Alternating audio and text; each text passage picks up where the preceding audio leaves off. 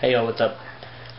Okay, so a little disclaimer: if your family or somebody who doesn't care to hear me speaking about topics of a sexual nature, hit the pause button, then hit the back button, and go find something else to watch. I love y'all.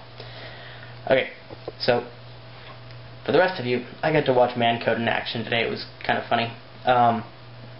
Walk into Walmart to get some condoms, and I look around and notice they're redoing the store. So I walk over to where the condoms should be, and sure enough, they're not there.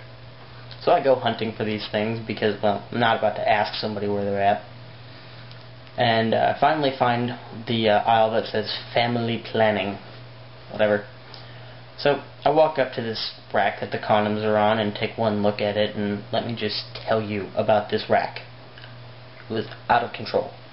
If I were shopping for condoms at like Ross or something, I might expect this, but not Walmart. So I start sifting through the random boxes of condoms that are just piled in there like a 2-year-old threw them up there. Find what I'm looking for and start heading toward the checkout. Now, I've heard that no man ever buys just a pack of condoms. Apparently it's a rule or something, but I never believed it. So, as I'm walking up to the counter, sure enough, pursuant to Chapter 8, Section A of the Man Code, I can't buy just condoms. I see the pop cooler and I go over there and I grab a Pepsi. So, I check out and head home and have a little laugh about this unspoken, ingrained man code somewhere in my head. And I get home, and as I'm pulling the bag or the box out of the bag, I catch a glimpse of the expiration date on this thing. I mean, seriously, what's with the ridiculous shelf life on these things? If you can't go through a 12-pack of condoms in 5 freaking years, you probably ought to evaluate what it is you're doing wrong. Really, come on. So, anyway, back to the topic at hand. I always forget, what a double-edged sword buying condoms is. Because on one hand, it does cause a bit of dysphoria for me to buy them. But on the other hand, it is kind of an ego boost to take them up to the register and, actually have a need for them. So, and on that note, the other end of the problem of, that I have with buying them, there's this really interesting effect that I don't completely understand. But for me, there's just something about putting a condom on my tool before, whomever it is and I get to get. I've talked to a couple other guys about this, and some of them look at me like I'm crazy, and some of them, agree with me. So, I'm curious, how do you guys feel about the subject? Just a random question. But, I'm sure some of you are confused as to why I would be using condoms in the first place. So I suppose this would be a good place to insert a little sex ed lesson.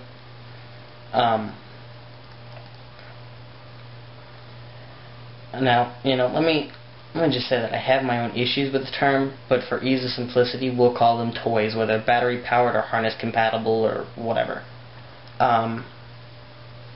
They're made out of a bunch of different materials, some of which are far hygienically superior to others. Silicone is obviously the best in terms of durability, hygienic cleanliness, and it's non-porous, so it's not going to hold anything, and you can bleach it or boil it, or hell, throw it in the dishwasher if you want. There are a million ways to clean that thing. And the other bonus to it is that there's none of that rubber smell taste thing going on. Now, the downside of silicone toys is that they're expensive, and a lot of us, don't have that kind of money, especially for the especially like the $100+ for the real feel ones. The ones that look real good, or look real and feel real, are easily $100. And I don't know about y'all, but I ain't got that kind of cash to blow. So, I know a lot of us like toys that, like I said, look and feel real. And they make a couple different kinds, pleasure skin, cyber skin, whatever the company decides to call it, that's made out of, those are made out of TPR. And they make other toys that aren't, so real feeling out of TPR. It's thermoplastic rubber. But, TPR is better than that jelly crap, but it's still semi-porous. It can be cleaned, but not as well as silicone. It can harbor the natural bacteria of the orifice of your choice, is how we'll word that. And I mean, it's not the end of the world, especially if you clean it real well between uses or before switching orifices, but especially between, people. If you're, before you change who's on the receiving end of it, you probably ought to wash it, because it can lead to infections if it's not properly cleaned. Now, I'm not talking about infections like, they show you the nasty pictures of in health class, but oftentimes it can lead to what they call bacterial vaginosis, which is a condition in which, like, the natural bacteria gets out of whack. And I'm not going to go into detail. This is the 21st century. I'm sure you're all quite proficient with Google. So, and there is, like I mentioned, there's that other material that the really cheap toys are made out of, but I'm not even going to go into the evil of that unidentifiable substance they call jelly. Ugh. No. It's just not a suitable material for toys. Why they use it, I don't know. So, anyway, the purpose of putting a condom on the toy is ease of cleaning. I don't know about you guys, but I'm lazy. And the last thing I want to worry about after I get off is having to get up and immediately clean my dick of choice. No. I mean, don't get me wrong. Condoms are not an excuse for not cleaning your toy. That's bloody disgusting. But it just means it's not an immediate priority, and there's less surface area that you have to worry about, deep cleaning. So, now that this video has kind of sort of gotten off track, I'm going to try to get the train back on the tracks it was headed down. The condom buying experience.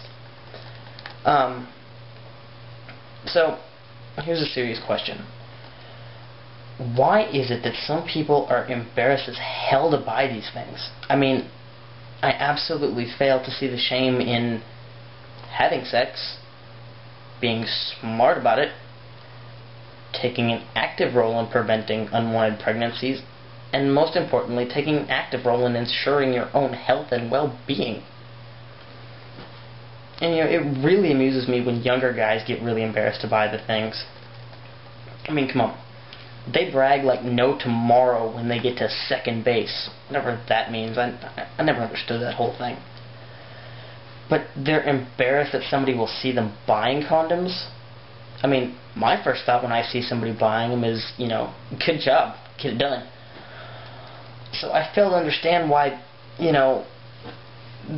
these people would be shy about people inferring that they were getting some before it happened. But yet they don't ever shut up about it afterwards. It's ridiculous. Anybody got a good answer for this? Because I don't know. But anyway, I've rambled on for enough time now. I'll catch you later. Alright, bye.